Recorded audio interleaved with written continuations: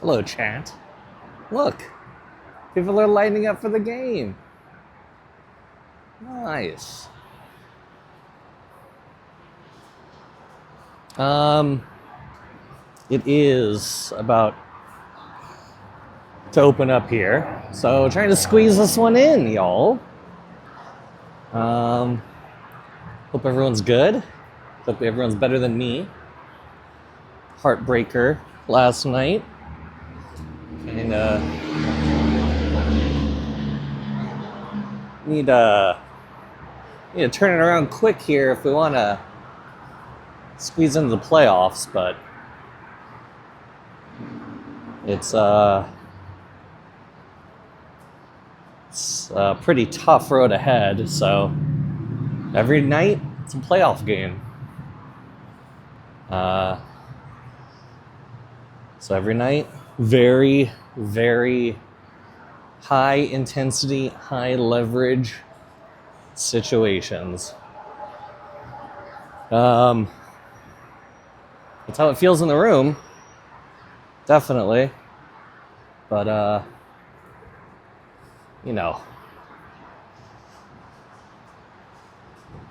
not here to talk about the stresses of work. I'm here to yap about questions y'all ask me. Which, if you have questions, as always, Discord, good place to put them. There's a channel specifically for them.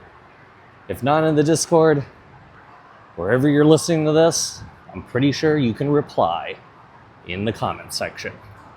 So, handful of questions. I still don't know if more questions is better than less, but today I'm going with more again.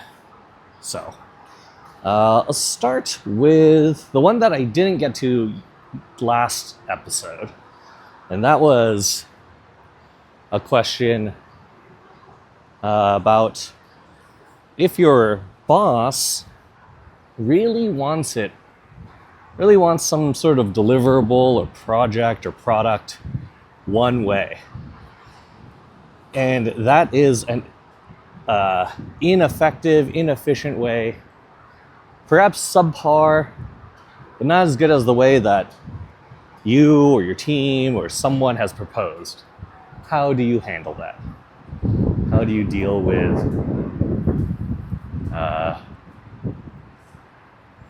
that difference? So it's a difficult question, but this happens more often than you think. Mainly because there's this managing dilemma, right? Like a lot of the time in technical roles, people end up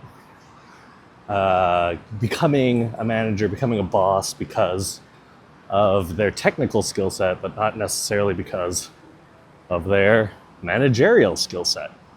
You're a very typical promotion, and I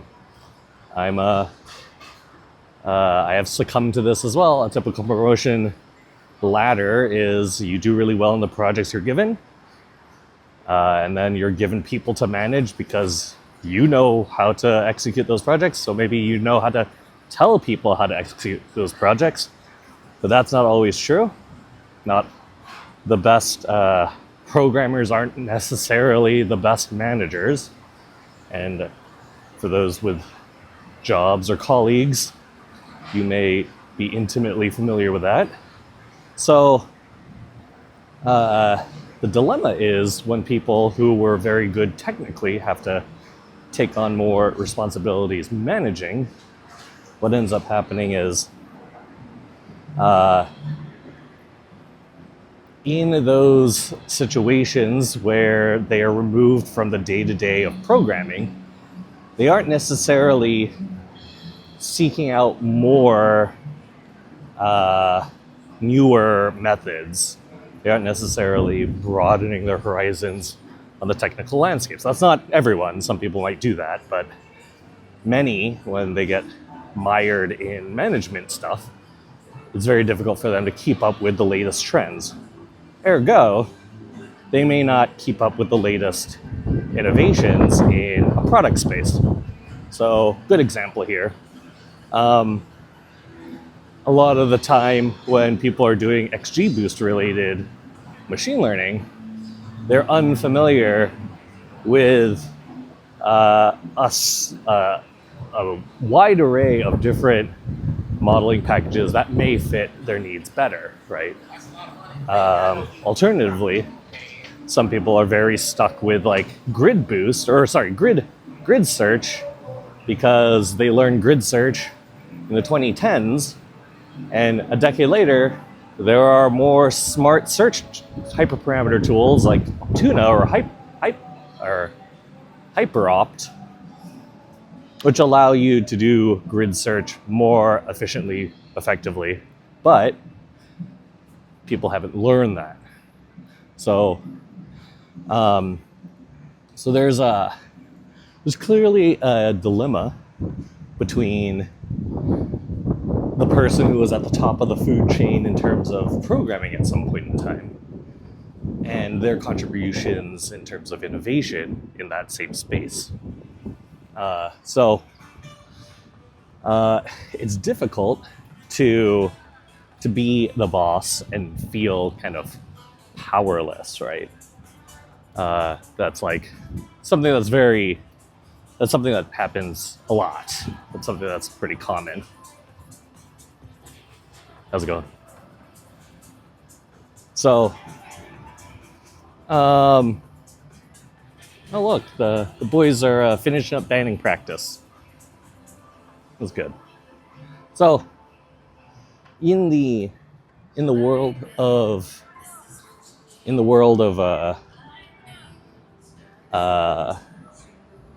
confronting your boss with a better methodology, sometimes it's like, well, they did in this one way that was very successful for them, and that might even be tied to why they're in a position of power now. They find it very difficult to move off of one method in favor of another because they're not the expert in it. They're not the person who was once known as the best in it, right? This happened to me at KFC once. I've talked about this story a couple different pods ago, but same dilemma. I saw our projection systems for sales, store sales, and I presented a way that I thought was both like palatable. People would like see that this is actually better, explainable. It was linear regression. And not so overwhelming in terms of computer science or machine learning that people felt like this was the so-called black box, right? Precision, the accuracy, and it is true, the precision and the accuracy using gradient boosting over a time series model was actually better than your typical time series modeling that was available at the time. Like, it beat Profit, it beat any ARIMA flavors that you wanted to throw out there, or Remax. It beat almost every single thing. Neural nets, whatever. And there's a good paper out there that in the Discord that we talk about all the time, that gradient boosting is all you need.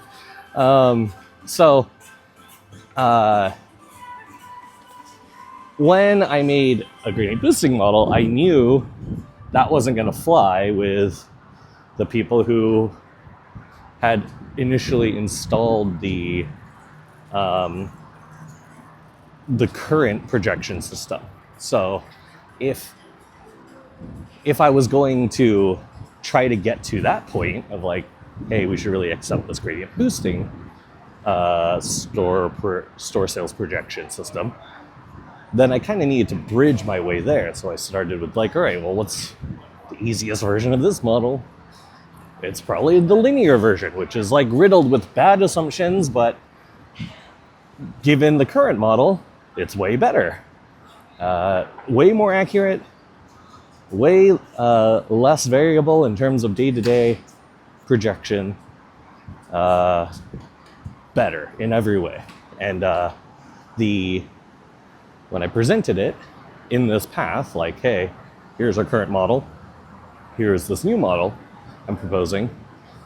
All the people I was proposing it to, they were like, well, not only do we not want to do it, but that's too much math.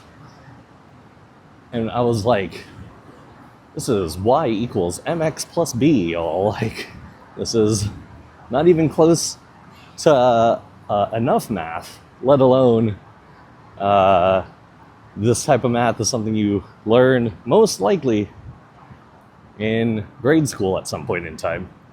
But their reasoning was, it's not them that need to convince, it's the franchisees, the people who own the restaurants. You would need to convince hundreds of people who are all millionaires to billionaires, depending on the type of investments they're making. And you need to convince them that this, and I said, okay, I will. Go into a meeting with my boss. All the franchisees are on this call. We present them this problem. We present them this solution. And everyone, mixed bag. A few of them, some of the more talkative of the franchisees were like, yeah, like, this sounds good. I don't want to do away with what we currently have because we make a lot of decisions off of that. But if this can help, if not supplement, like side-by-side comparison, and then over time we accept it, sure, great. Sounds like a pretty healthy way to do that. Oh, look, this is the back end, by the way, chat. Look, good hint. If you want to get in quicker, rather than waiting in the front, you can always go to the back of a park. Line way shorter. Way shorter. So,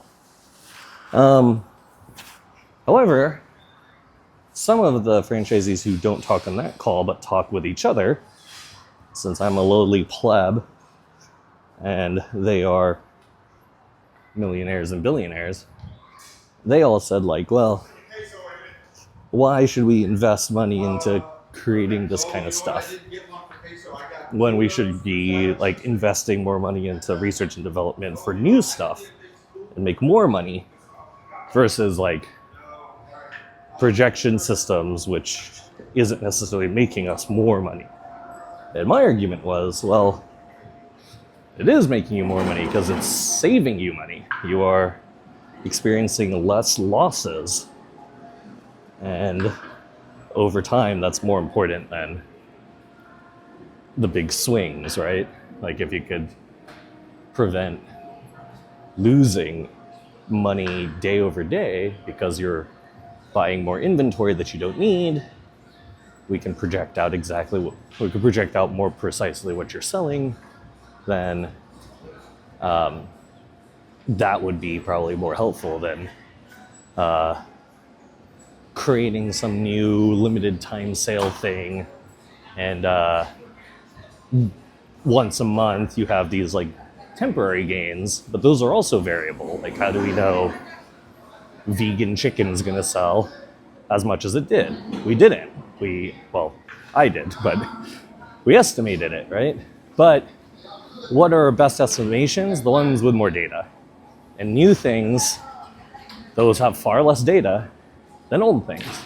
And if we have 2 decades of receipts, I bet I could project what you're gonna make on just a regular Thursday more accurately than I could project whether or not vegan chicken's gonna sell at the chicken shop.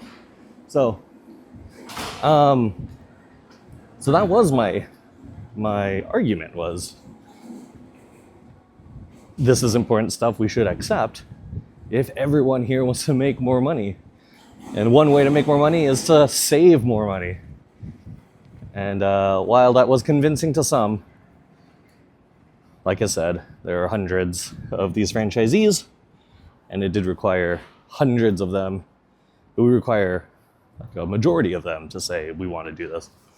And they were just not interested. So how do you deal with it? Well, my best attempts in previous situations is present the problem, really argue for like why the benefits favor them, right? But at the end of the day, like, if it's not your call, then it's not your call, you know? Like, sometimes people just aren't convincible. But if you stash that and you say like, well, this would be the next best step, then maybe the next best step will come later, right? And there's been many times where that's happened with me too. I've been in situations where I've held on to projects, and while one boss or one group might not necessarily be interested in applying that type of research or work right now, over time, someone in that group, someone on that team might be.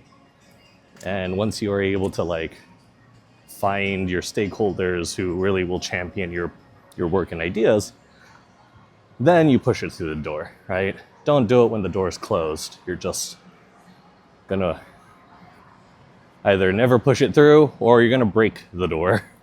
So, but for me, I'm a little more strategic. Some people might be aggressive. Some people would rather break down doors and like deal with the issues later. But in my opinion, to get the most buy-in, it's important to really debate the merit and why it's important to do things in the best ways and have people agree with you. Because if people don't agree with you and they're doing whatever you're doing, that creates like disgruntled employees, right? So I'd rather know that the best thing is coming in time than present something as fact and force people to abide by it, because ultimately is my other part of the role where I have to make sure that people understand the education behind it, right? If people are just blindly following things, like that's also bad, right? So that would be my approach, or has been my approach. All right, next question, man. That went a little longer than I thought, so I gotta kick it into gear for these other ones. I knew that one was gonna take a while. Let's see. Someone asked about, let's see, what is this? Bots wasn't, okay, that's one. And then this one is, okay, I'll save that for last. All right, this one's also pretty big, so we'll see how quickly I can get through it. Someone asked about, what are some psychological concepts that I use in work that's been helpful for me? And as some know, maybe not everyone, but my education background is psychology. I have a PhD in psychology. I did my dissertation on EEG, using EEG to determine when strategy formation happens in the brain, in humans. Some people call the field cognitive psychology. Some people call it cognitive neuroscience. It's easy for me to just say neuroscience, but officially, when you look it all up, PhD in psychology, dissertation was strategy formation using EEG. So, strategy formation using EEG. In my time doing all my PhD stuff, I think my biggest takeaways from all of the different concepts I learned that help me now is probably stuff related to cognitive bias. Some people, this isn't just specific to implicit bias, which is what a lot of people probably have seen. But cognitive biases, they kind of affect all of our assumptions and generalizations. Cognitive biases, the more you acknowledge you have them, the more rational your thoughts can be. But how do you acknowledge something? That is difficult to know. Well, that is where psychology and different psychology research has helped.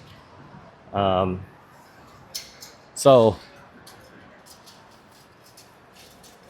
oh, I forgot that it's a bobblehead giveaway today, chat. Where it's like pallets of these like Hunter Green and Ross, yeah, that's his dog, bobbleheads that everyone's lining up for. Okay, that makes sense.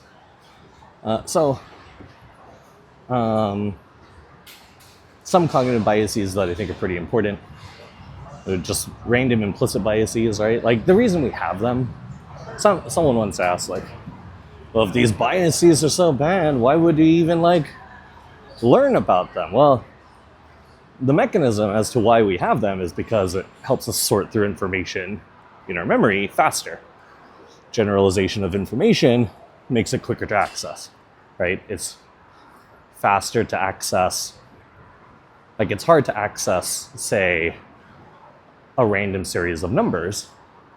Like if I tell you the numbers 4, 6, 2, 0, 5, while most people are able to maybe keep that in memory for a little while, not everyone's going to remember those numbers, especially like now. Like if I say, what were those numbers? You might not be able to know. Now, if you were able to relate those numbers to something more meaningful to you, like, oh, that is a zip code in Ohio, 46205. Okay, well, now it's a little easier to remember, right? Because now you've linked that piece of information to something else in your memory that's a little stronger.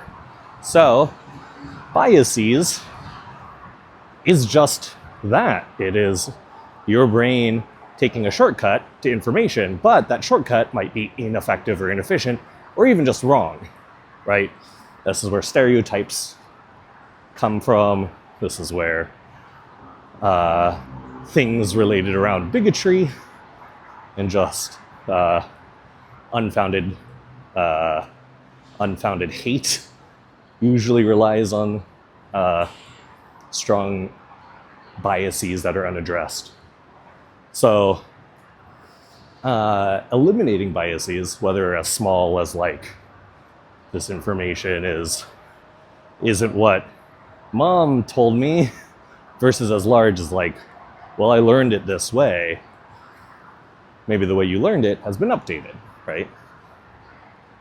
Maybe the way mom told you about it is outdated or wrong, right? So one thing that's helped is just listing out, reading through different cognitive biases. There's tons and tons of lists about them. And see what that ultimate, like, could you say, like, where that happens in your workplace, and are you affected by it? And a nice exercise is, if, rather than saying yes or no, just assume yes and try to find where.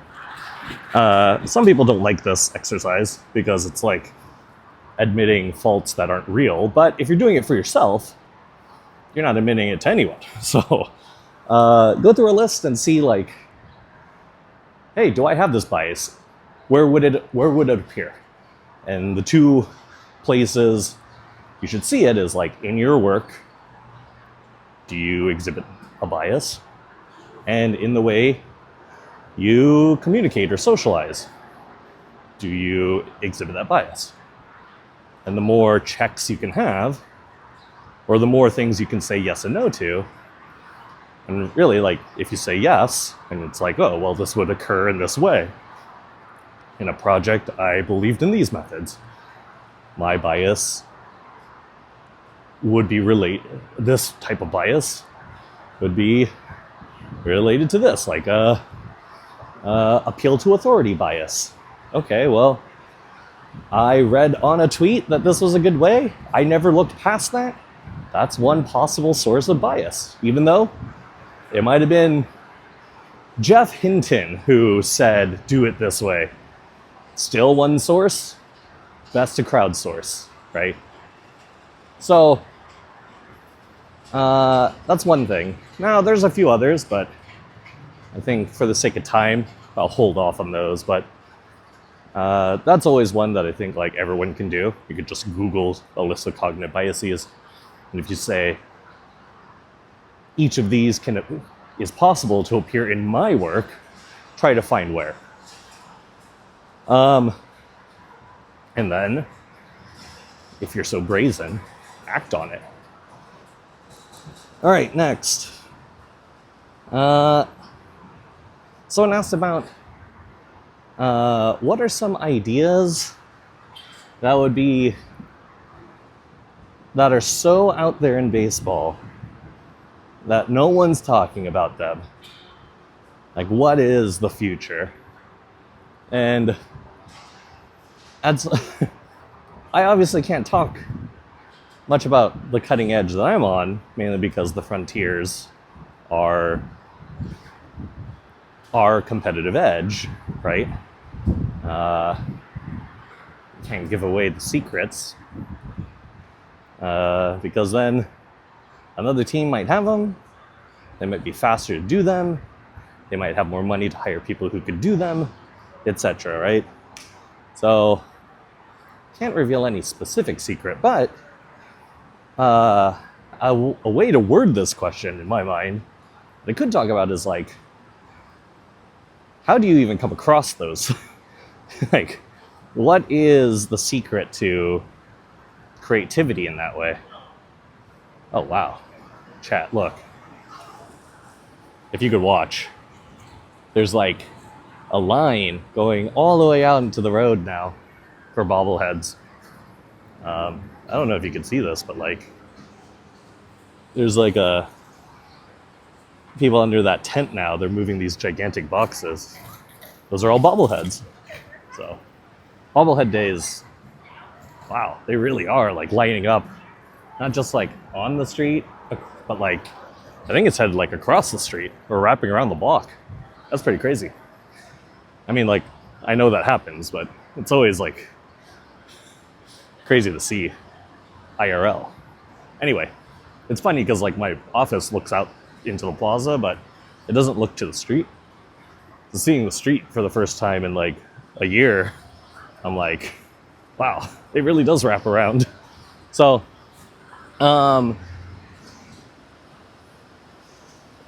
anyway, baseball, crazy baseball ideas, and where do you even come up with them? This is really like a difficult question because it's, how do you come up with any idea? Someone once asked me, like, when I was writing songs more often, they were like, how do you even come up with like the lyrics, like the different transitions, the different parts to a song? Like, how does it even come together, right? Like, do you have just a bunch of pieces and it fits together like Legos? Is it like one full song that you like thought of and then you just put it to paper? Like, how does it all work? And really, like, I think two things. Like, functionally, yes, you write parts that you think are good. You write tons of these half songs. You store them away. And then, like, sometimes when you're working on one thing or you're working with a friend on a different song, maybe like, oh yeah, I have this piece, bring up a riff that you recorded on your phone, play it, ends up being like something that fits, or like you modify it a little and it works. That's not too dissimilar from like creativity of ideas in baseball, right? Like, you see certain things, you question whether or not those things are skill or random. If you're under the impression that many things in baseball or many things in your sport are skill, is there data to investigate it? And a lot of this is like on a smaller scale. Does this even exist as something that's a year-to-year correlation, right? Like, is bat speed something that correlates year to year? Are bat angles for particular pitch types something that correlates from year to year for certain players? Et cetera, right? You build upon these smaller projects. Finally, you get to a point where you have all these ideas, and it's like, well, given all these tiny pieces of information that I have, someone might ask a question like, oh, well, is it possible that for people who swing at pitches at the shadow zone, does that correlate with good or bad strikeout walk performances? And then you do the correlations. This is all public info, by the way. And you find out like, oh yeah, like when I did this on bat speed, I did this on angles, I found that, not only is there a relationship between people who are able to barrel or hit a ball really hard, but there's also a correlation of people who end up whiffing and just like completely missing contact. And the more you barrel, there is a correlation of the more you whiff.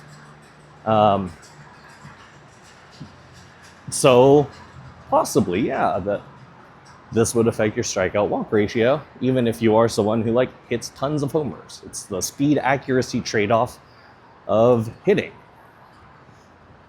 which is interesting. But like, you would have done all these tinier projects to show these correlations, and then it all comes together once you ask a question. And that question tends to be like the highlight of like, oh, like what a crazy, innovative, special question that this very innovative person, creative person thought of. But really, you've had so much time to generate a lot of info, and then you tie the info together under a brand name, and that brand, like, oh, the correlation between whiff and barrel ends up being the thing that leads everything off. But really, it was like all the different correlations, tinier projects you did that led you to even be able to ask that question, right? And this is like, in my opinion, the ideal of science, like the scientific method in its purest form. We always forget that it starts off with like asking a question, finding evidence for that question. But we also forget, in my opinion, the most important thing is falsifiability, being able to ask questions on top of the questions. And the new results might be able to improve upon previous results. A lot of times people are afraid that falsifiability means being wrong. But really, it should be framed as being more right.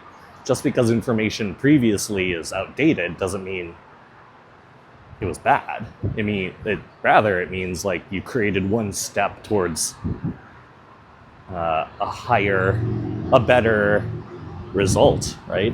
And you might need 10 steps, you might need 100 steps to get to the best version of whatever questions you're asking. But it always starts with one step, and that step will be irrelevant in 2, 3, 5, 10 steps later, right?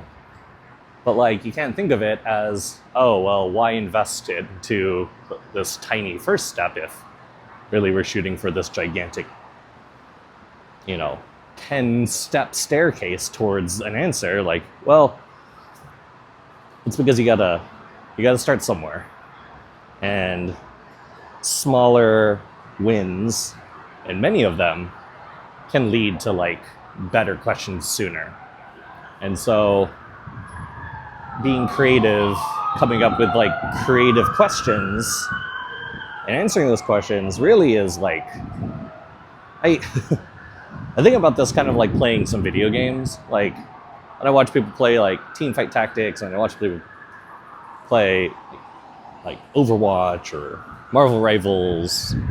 Recently I've been playing Deadlock, so when people play Deadlock, like, there are certain mechanisms, mechanics, decisions people make, and it's like, oh yeah, like that's a smart thing to do, but like, how can you even recognize when to do that? And really, that person, whoever this like expert level player is, they're like, well, you do this because you have this game sense that you develop after playing many, many, many games. And like, I knew a guy was around the corner, and I was able to like pre-ult them and like wipe the team because I this is like where I would set up, or where people have set up in the past, and it's very exploitable if you can get to this spot, time it, hear them coming around the corner, pop it, wipe the team. Like, okay, well, interesting. Like, you're able to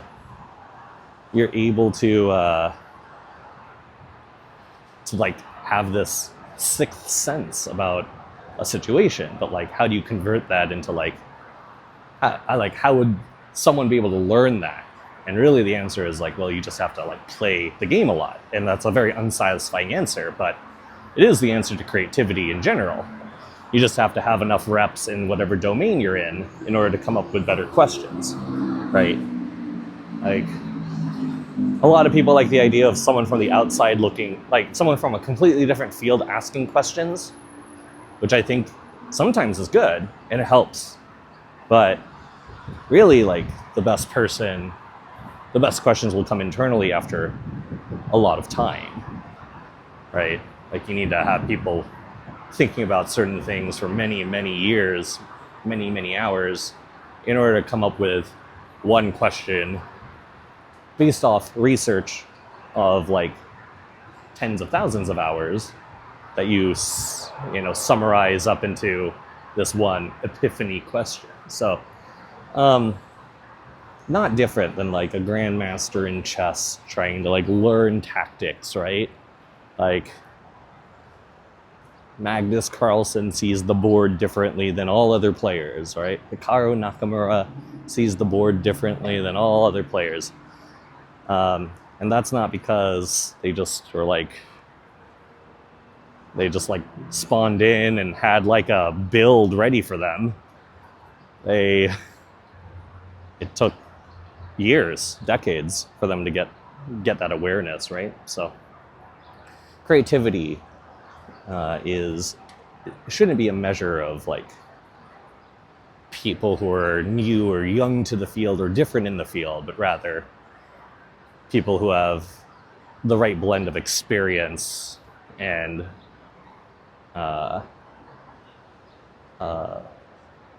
modern knowledge to ask the next questions that we might not even have the data for, or we might not even have the observations for, right? Like, I mean, we talked earlier in the pod about psychology. Like, there's no data in psychology on any sport. If there was, I doubt it would be public, right? So how do you even begin to think or ask about a question related to psychology in an applied sense on a team, right? It's a good question. All right, chat. A little longer, but I'm going to go back in, get ready for the game. I will catch all of you next time.